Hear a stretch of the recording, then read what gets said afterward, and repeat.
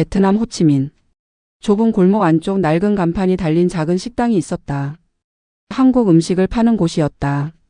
메뉴는 많지 않았다. 된장찌개, 김치찌개, 제육볶음. 그게 전부였다. 냉방도 시원하지 않았다. 테이블은 4개뿐이었다. 그런데도 점심시간이면 자리가 찼다. 이유는 하나였다. 맛이 있었다. 그리고 거기에는 영희가 있었다. 박영희. 42. 경상도 사람. 웃을 때 눈이 먼저 웃는 여자. 그런데 요즘은 눈이 잘 웃지 않았다. 영희가 베트남에 온 건 7년 전이었다. 남편 철수를 따라왔다. 철수는 베트남에서 사업을 할 계획이었다. 건자재 수입 사업이었다. 처음엔 잘 됐다.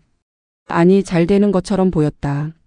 그런데 3년이 지났을 때 철수가 파트너에게 당했다. 계약서를 위조당했다. 돈이 빠져나갔다. 그리고 억울하게 사기죄의 피의자가 됐다.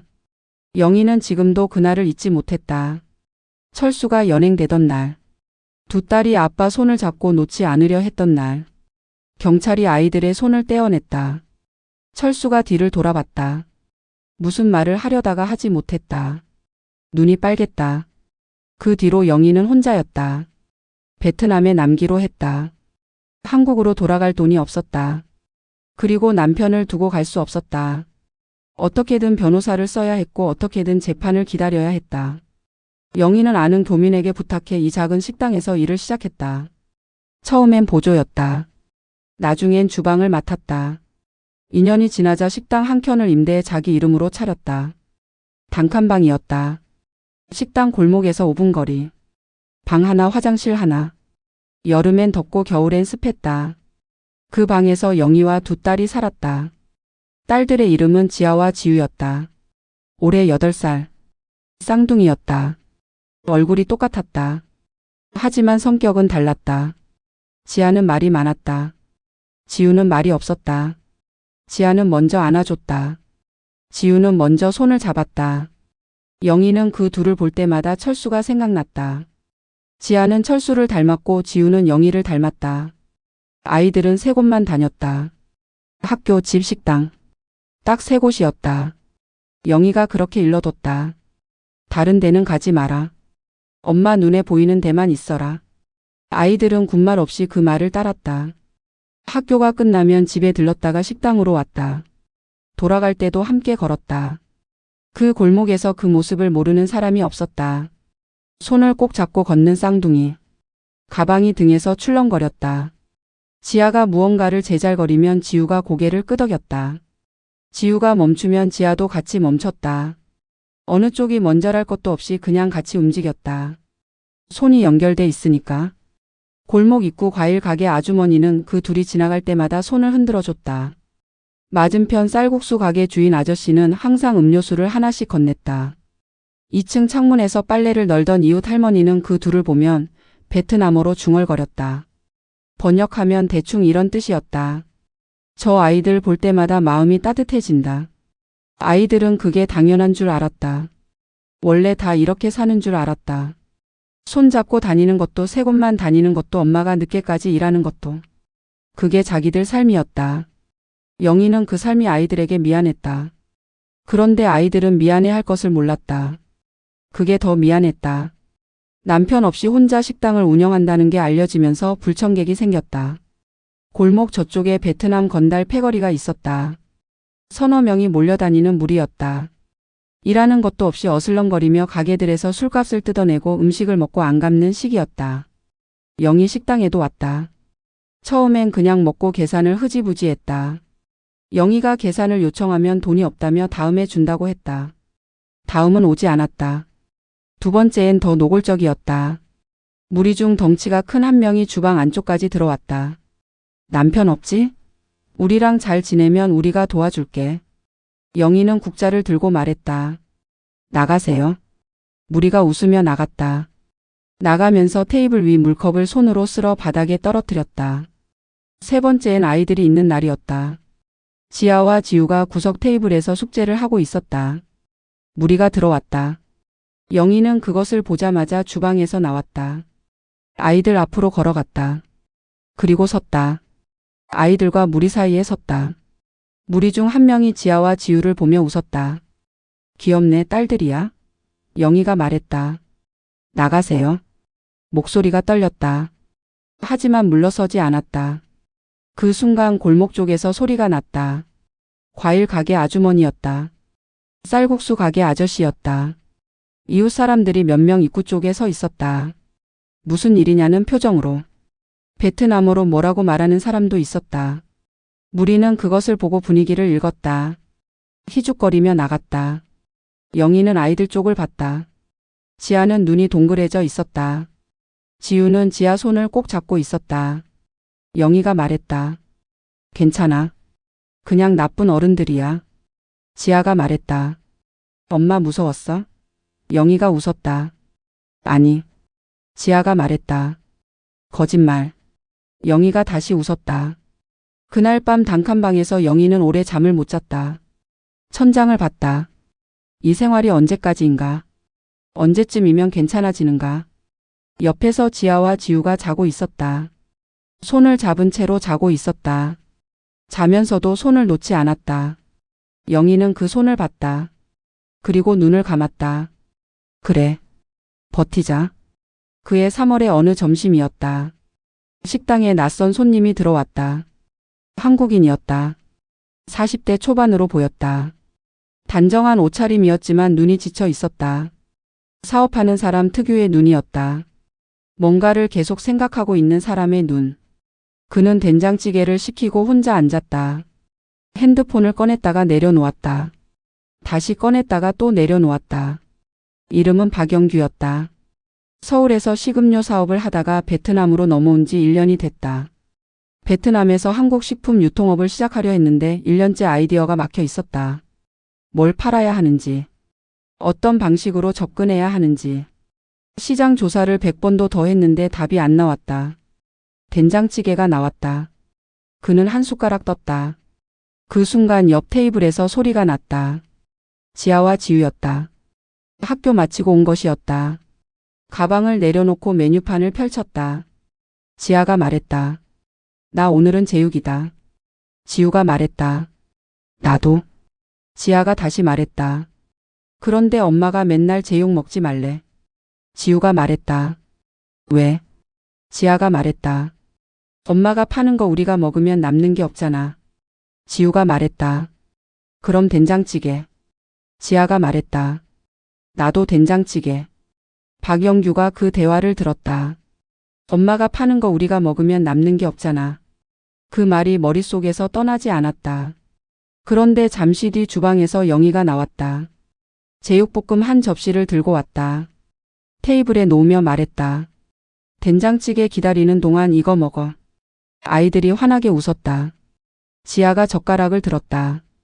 제육볶음 위에 올라온 고기를 집기보다 먼저 고기 밑에 깔린 소스를 숟가락으로 긁었다. 그리고 밥 위에 얹었다. 소스 밥이었다. 지우도 똑같이 했다. 두 아이가 그 소스 밥을 먹으면서 눈을 감았다. 행복한 표정이었다. 박영규는 그것을 봤다. 고기보다 소스를 먼저 먹는 아이들. 소스만으로 밥을 비비는 아이들. 그 단순한 장면이 눈에서 떠나지 않았다. 그는 오래 생각했다. 그리고 깨달았다. 베트남 사람들이 한국 음식을 처음 접할 때 가장 어려워하는 게 뭔가. 재료다. 한국식 재료를 구하기가 어렵다. 하지만 소스는 다르다. 소스는 어떤 재료에도 쓸 수 있다. 베트남 고기에 한국 양념 소스를 얹으면 된다. 베트남 채소에 한국 조미료를 뿌리면 된다. 재료는 현지 것을 쓰고 맛만 한국으로 바꾸는 것. 한국의 소스, 양념, 조미료. 그것이 답이었다.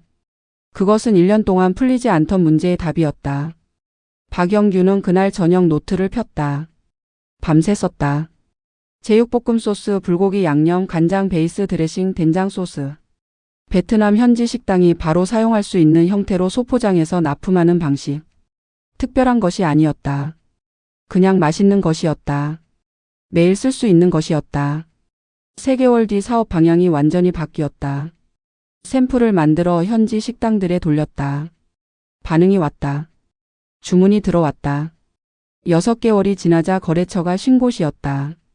1년이 지나자 200곳이 넘었다. 박영규는 그 후에도 가끔 그 식당을 찾았다.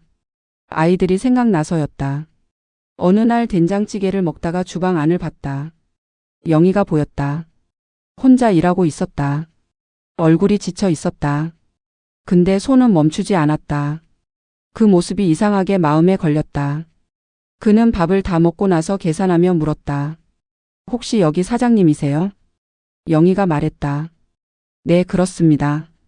박영규가 말했다. 아이들 어머니시죠? 저 몇 달 전에 여기서 밥 먹다가 아이들 대화를 들었는데요. 그리고 아이들이 제육볶음 소스로 밥 먹는 걸 봤거든요. 영희가 눈을 들었다. 그날 박영규는 식당 닫을 때까지 자리를 지켰다.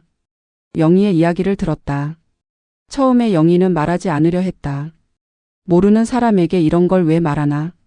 그런데 말이 나왔다. 오래 참아온 것들이 낯선 사람 앞에서 더 쉽게 나오기도 했다.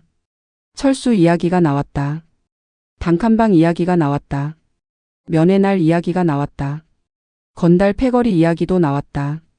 말하면서 영희는 웃었다. 웃어야 말할 수 있는 이야기들이었다. 박영규는 끝까지 들었다. 그리고 말했다. 제가 도울 수 있는 게 있으면 말씀해 주세요. 영희가 웃었다. 아까 말한 그 눈으로 먼저 웃는 웃음이었다. 괜찮아요. 별 말씀을요. 그런데 박영규는 그냥 넘어가지 않았다. 그는 베트남 법률을 전문으로 하는 한국인 변호사를 알고 있었다. 한 달 뒤 그 변호사가 철수의 사건을 다시 들여다봤다. 계약서 위조 흔적이 있었다. 새로운 증거들이 나왔다. 재판이 다시 열렸다. 그리고 건달 패거리 문제도 해결됐다. 박영규가 거래처 중 한 곳의 베트남인 사장을 통해 연결했다. 그 사장이 골목 쪽 관계자에게 한마디 했다. 그 한마디가 어떤 말이었는지 영희는 알 수 없었다. 하지만 그 뒤로 건달 패거리는 오지 않았다. 매달 첫째 주 목요일은 면회 날이었다. 영희는 그날만큼은 아이들에게 새 옷을 입혔다. 새 옷이라고 해봤자 시장에서 산 것들이었지만 그래도 깨끗이 빨아서 다렸다. 아이들은 그날이 오면 새벽부터 일어났다. 아빠 보러 가는 날이라는 걸 알았다. 지아는 전날 밤부터 아빠한테 할 말을 연습했다. 아빠, 나 이번에 받아쓰기 100점 맞았어. 그 말을 꼭 하고 싶었다. 지우는 전날 밤에 편지를 썼다. 맞춤법이 틀려도 꾹꾹 눌러 썼다. 아빠, 밥 잘 먹어. 추우면 안 돼. 우리 기다릴게. 지우가. 영희는 그 편지를 접다가 한번 읽었다. 그리고 빠르게 접었다. 읽으면 안 됐다. 읽으면 주저앉을 것 같았다. 면회실에서 철수를 보면 영희는 웃었다. 억지로 웃는 게 아니었다. 살아있다는 것이, 건강해 보인다는 것이, 그게 진심으로 다행이어서 웃었다. 철수는 그 웃음을 보고 눈을 돌렸다. 남자라는 게, 아버지라는 게 이 상황이 부끄러웠다. 지아가 받아쓰기 100점 얘기를 했다. 철수가 웃었다. 누구 닮았냐? 나 닮았지. 영희가 말했다. 본인 닮은 게 자랑이에요? 철수가 웃었다. 지우가 편지를 건넸다. 철수는 접힌 편지를 손에 쥐었다. 면회 시간이 끝날 때까지 열어보지 않았다. 열면 무너질 것 같았다. 돌아오는 버스 안에서 아이들은 잤다. 손을 잡은 채로 잤다. 자면서도 놓지 않았다. 영희는 창밖을 봤다. 베트남의 저녁이 지나갔다. 오토바이 소리가 가득한 거리. 불빛이 흘러갔다. 영희는 손을 무릎 위에 올렸다. 거칠어진 손이었다. 주방에서 매일 물에 담그는 손이었다. 이 손이 언제까지 버텨줘야 하나. 생각이 거기서 또 멈췄다. 그리고 6개월 뒤. 면회 날이 아닌 날 영희는 식당 문을 닫고 있었다. 아이들이 단칸방에서 기다리고 있었다. 의자를 정리하고 테이블을 닫고 불을 끄려는 순간 문이 열렸다. 철수였다. 영희는 한 손에 행주를 든 채로 굳었다. 철수가 서 있었다. 살이 빠져 있었다. 머리가 길어 있었다. 그런데 눈이 살아 있었다. 오래 꺼져 있다가 다시 켜진 눈이었다. 영희는 아무 말도 못했다. 행주가 바닥에 떨어졌다. 철수가 먼저 걸어왔다. 2 발자국. 그리고 멈췄다.